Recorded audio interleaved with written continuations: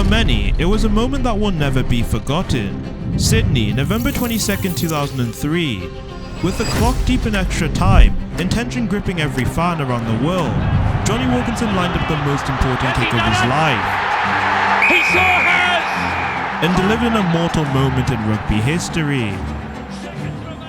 But that World Cup victory wasn't built on a single kick. It was the culmination of years of strategy, leadership and determination. England's 2003 side was a team defined by balance, brute force in the forwards, electrifying pace in the backs, and an ironclad mental toughness that set them apart from the rest of the rugby world. From the leadership of their iconic captain Martin Johnson, to the tactical genius of coach Clive Woodward, and the pinpoint precision of Jonny Wilkinson, this wasn't just a good team, it was a side built to win. Such epic promise finally delivered on the biggest stage of them all. But just how good was England's 2003 Rugby World Cup winning side? Today, we delve into that epic win, one which transformed British rugby. Well, despite inventing the sport, England's players only turned professional in 1995, after restrictions on player payments were finally binned. As deserved, our heroes finally reaped the rewards of their Herculean efforts and sacrifices. A financial burden now loosened for those players, forced to work full-time outside of rugby. And then came the Heineken Cup and its revenue, offering fringe international players games on the biggest stage as they staked their claim, ensuring England's squad depth grew and grew. But disaster struck in the very last minute of the last Five Nations match in 1999, when favourites England were minutes away from clinching the title, yet sliced open by the Welsh centre Scott Gibbs, who glided through 6 English tackles to cross the right line and seal the title for Scotland. Scott Gibbs is through! Scott Gibbs has scored! What an amazing try! Nevertheless, their first and only World Cup qualifying campaign was just around the corner ahead of 1999. England brushed off any dismaying clinical fashion with a 16-try 110-0 drubbing over Holland, and tied 23-15 win over Italy, which saw the Red Roses qualify. Expectations were high on the players heading into the tournament, with key players like Lawrence Dallaglio, Jason Leonard, Captain Martin Johnson and Jeremy Guscott in their prime, and 20-year-old Jonny Wilkinson turning heads, seemingly destined for the game's higher echelons. After thrashing Italy 67-7 and Tonga 101 points to 10, a 30-16 defeat to New Zealand saw England finish second in their pool. A tougher than hoped 45-24 win over Fiji got them to the quarters, where they crashed out to eventual bronze medalist South Africa following a 44-21 drubbing. The heartache didn't last long, as England sensationally bounced back at the turn of the millennium. Back-to-back Six Nations victories in 2000 and 2001 saw the team stock skyrocket as Jonny Wilkinson and Jason Robinson established themselves as world-class talents. A narrow 2015 defeat was all that stopped England from making it an unprecedented third consecutive Six Nations title, as France and the spectacular Gerard Merceron took the Grand Slam. Hope for the 2003 World Cup was contagious after 2002's historical run of autumn internationals. Revenge for 1999 came in the form of a scintillating 53-3 win over South Africa. But where England truly showed their mettle as potential future champions was in their 31-28 win over New Zealand, only their 5th triumph over the All Blacks in 24 attempts, in their first since 1993. A first Grand Slam since 1995 rubber-stamped England as favourites for the World Cup for the first time. With 21 wins in their last 22 test matches, the stage was set.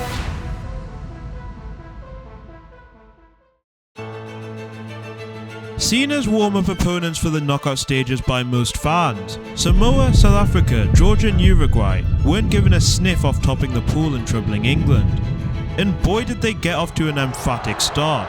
Doubles from Ben Cohen and William Greenwood saw 10-try England obliterate Georgia 84 points to 6. But Matt Dawson and Richard Hill's injury worries ahead of the South Africa game were a worry to some, especially South Africa squandered countless chances to take the game away from a sloppy England before half-time. But at 6-6, England took full advantage with a gutsy second half performance. Another Will Greenwood try, and two silky Wilkinson drop kicks sealed a nervy win and offered the wake-up call needed. So you'd think, right? Well, Samoa had other ideas and rushed to a 10-0 lead after 5 measly minutes. Neil Back mauled his way over to get England back in it, but Samoa relented the pressure to hold a 16-13 lead at half-time. A penalty try had England back in front, but two Samoa penalties put them 22-20 ahead on the 60-minute mark. A spot of crossfield Wilkinson magic put Bolshaw in, who expertly converted a crucial try and sealed the win. No such nerves lingered for the Uruguay game as Owen Lucy crossed over for 5 tries in a 111-13 win. Yet England struggled to beat an average Wales team in the quarter-finals, a tie where they were expected to cruise through after, once again, finding themselves down at half-time. But spurred into action by a sensational Will Greenwood try, set up by a mazy 60-yard Jason Robinson run, England pulled away and fought off a late Welsh onslaught to win 28-17 and book their semi-final against Grand Slam winners France. England's excellent forward pressure and territorial control forced France to concede a slew of penalties. Wilkinson's boot proved the difference as he battled with high winds to bag 5 penalties and 3 drop goals, 2 with his supposed weaker foot, to steer England to a tryless 24-7 win in torrential rain. It was on to the final, where the Wallabies sat and wait, keen to avenge a painful 1-point loss just months ago. They opened the scoring after running a penalty, with Lotte Tukiri beating Jason Robinson to a high crossfield kick for the first try. Lotte! First try Australia! Wilkinson put England 9-5 up with a few penalties, but they failed to capitalise on a flurry of Australian fouls. Yet starman Wilkinson found Robinson, who tucked away a try to ease the pressure, putting England 14-5 up at half-time. Robinson! They won't catch him! Jason Robinson handballs it into the crowd. A wild second half swung from end to end as both sides squandered try-scoring opportunities, yet it was 3 Elton Flatley penalties that saved Australia, the last in the 79th minute, which sent this epic final to extra time. Straight as a die. Jonny Wilkinson wasn't letting this slip away, oh no. As we'd come to expect and demand, he grabbed the extra time period by the horns and opened the scoring with a penalty. But it's a last-ditch drop goal with 20 seconds left that etched Wilkinson into rugby folklore and sealed England's very first World Cup. Here it is for Jonny. Has he done it? He sure has. Heartbreaker for the Wallabies. Seconds remaining, and that surely is the stairway to rugby heaven.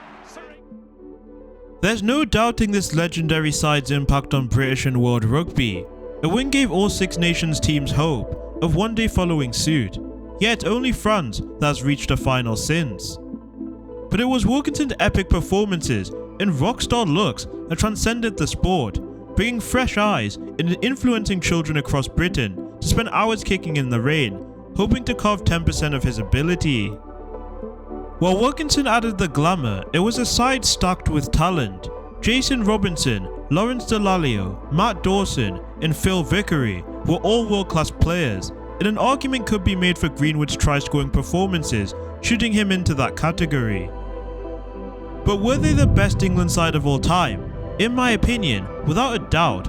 What a ludicrous domestic run leading up to the World Cup. That sensational 2002 Autumn International Series, no England team or any British side in history can quite compare. Sure, Wilkinson snatched the headlines, and rightly so, but it was squad depth that provided the foundations. Their bench was rich with talent, with dynamos like Matt Catt at hand to unleash. And had Wilkinson got injured, Paul Grayson was a top-class deputy at fly half. England's 2003 Rugby World Cup winning side wasn't just good, they were extraordinary. In a sport dominated by Southern Hemisphere giants like New Zealand, Australia and South Africa, England's triumph was more than a victory for one team. It was a statement. A demonstration of what happens when meticulous preparation meets exceptional talent. They were world class, a team that not only reached the pinnacle of rugby, but set a standard that every England side since has been measured against. Their victory wasn't just a moment, it was a lasting legacy.